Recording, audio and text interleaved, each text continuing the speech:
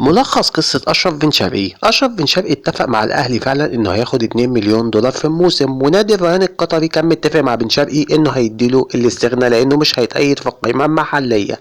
ولكن نادي الريان لقى ان الاهلي اعلن عن الصفقة بشكل تام في الاعلام، وجمهور الاهلي خلاص اتحفز، ودي صفقة جماهيرية. فنادي الريان استغل الفرصة لما لقى الاهلي اتورط قدام جمهوره، وطلب حوالي 700 الف دولار من الاهلي عشان يمنحوا الاستغناء، بعد ما كان متفق معاه على ان الاستغناء هيكون مجاني والاهلي مش هيدفع حاجة لنادي الريان.